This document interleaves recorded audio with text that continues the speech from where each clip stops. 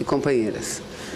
Senador Ferraço, penso que todos nós, os parlamentares, não só nós, os senadores e as senadoras, mas também os deputados, com muita alegria e com muito vigor aprovamos a lei que estabelece as cotas nas instituições públicas federais de ensino superior, tanto nas universidades quanto nos centros tecnológicos de nível superior, o que soma aproximadamente em torno de 97 unidades, ou seja, quase 100 entre universidades, entre instituições de ensino superior espalhados pelo Brasil inteiro. A lei de cotas, aprovada por nós, foi regulamentada pelo governo federal e cuja regulamentação foi publicada no Diário Oficial do dia de ontem. O que é muito importante, senhor presidente, porque o princípio da lei de cotas é garantir que os estudantes oriundos das escolas públicas no Brasil inteiro possam fazer jus a pelo menos a metade das vagas das universidades brasileiras. E isso é um passo importante no sentido de que a gente precisa construir um novo país, um país cuja a igualdade e não a desigualdade seja a marca principal. Todos nós concordamos com a máxima de que os desiguais não podem, de maneira nenhuma, ser tratados ou serem tratados de forma igual. Porque o tratamento igualitário para os desiguais promove, sem dúvida nenhuma, uma grande injustiça e uma grande desigualdade. Não dá para comparar a capacidade, o preparo de um jovem estudante de uma universidade particular, de uma universidade privada, que além da universidade privada, ele tem também a possibilidade de estudar em cursinhos pré-vestibulares, com a capacidade de um aluno que estuda numa escola pública, geralmente no turno noturno, porque passa o dia inteiro trabalhando. Então é muito importante. É importante que tenhamos todos aprovados essa lei, que por alguns foi criticada aqui da tribuna desse Senado, mas que eu considero muito importante para essa busca desse novo Brasil, um Brasil com mais igualdade, o Brasil com mais oportunidades. Então, desde ontem, todas as universidades, todas as instituições públicas de ensino superior já estão prontas, preparadas para aplicar efetivamente a lei das cotas. E levando em claro que, além de que 50% das cotas devam ser reservadas a alunos e estudantes oriundos das universidades públicas, há, dentro dessa cota, que ser levado em consideração a situação, primeiro, social desses estudantes ou da família desses estudantes.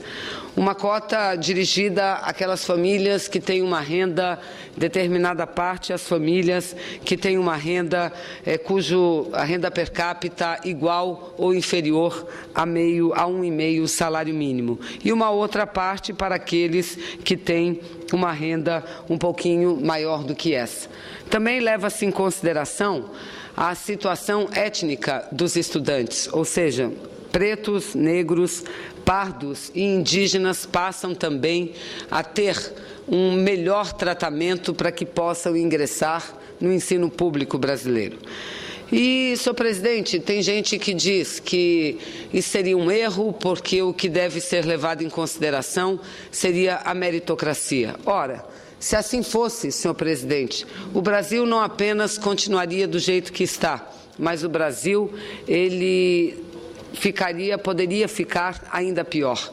E eu pego como exemplo não apenas uma questão social, mas pego como exemplo, senador Jarbas, Vossa Excelência, que é do Nordeste brasileiro, pego como exemplo a situação das diferentes regiões do nosso país.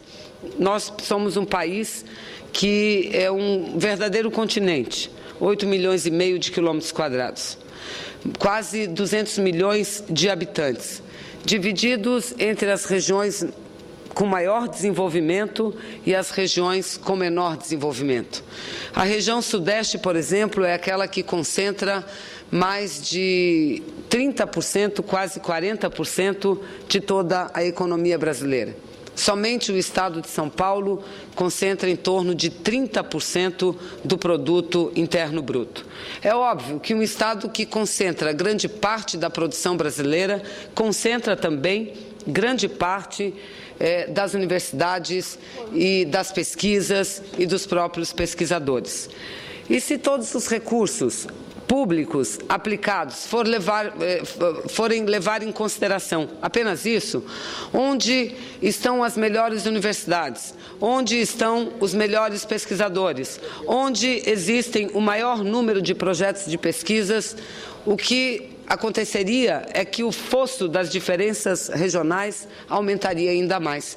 Então é preciso sim que se incentive não só as pessoas do ponto de vista individual, que é o que efetivamente faz a lei das cotas para as universidades públicas, mas é preciso que se incentive também o desenvolvimento em cada uma das regiões.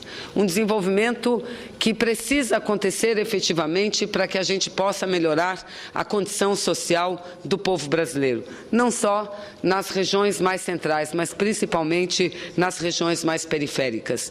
E como toda lei de cota, ela não é uma lei perene, ela não é uma lei para sempre. A lei de cota, ela prevê, a princípio, um período de duração de 10 anos. E vamos avaliar, depois de 10 anos, quais os resultados efetivos dessa nova lei, da lei que garante, que dá mais oportunidade ao filho da dona de casa, cujo esposo é um trabalhador operário, ao filho de um carpinteiro, ao filho ou à filha de uma trabalhadora doméstica, ao filho ou à filha de um gari, que dificilmente teria condições de frequentar uma universidade.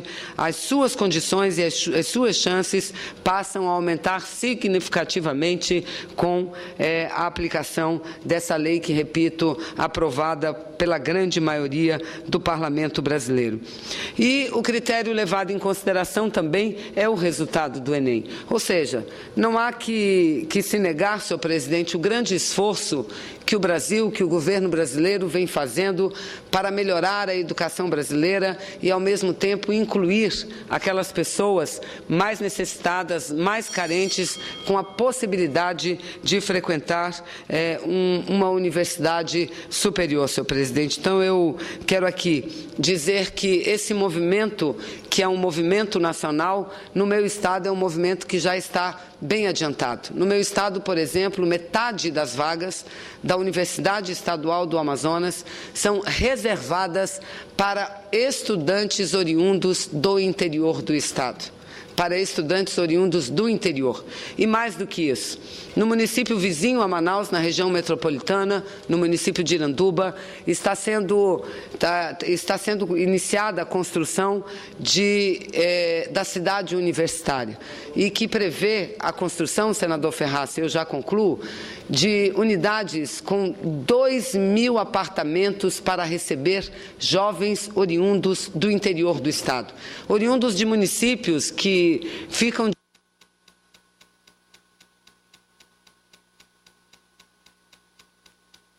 Muito obrigada, eu concluo nesse 1 minuto, senhor presidente. Oriundos de municípios que ficam distantes mais de 1.000 quilômetros da capital, cuja a viagem de barco em muitos desses municípios levam 15 a 30 dias para que uma pessoa chegue, por exemplo, de Boca do Acre, vindo de barco até a cidade de Manaus. Enfim, esse é um esforço importante que nós estamos vivendo no Brasil nos últimos anos. Eu não tenho dúvida nenhuma de que os resultados serão extremamente positivos, não apenas para as pessoas, mas principalmente para esse esforço, que é um esforço coletivo, que é um esforço nacional no sentido de melhorar o Brasil, mas melhorar o Brasil construindo oportunidades e distribuindo renda para todos. Muito obrigado, senhor presidente.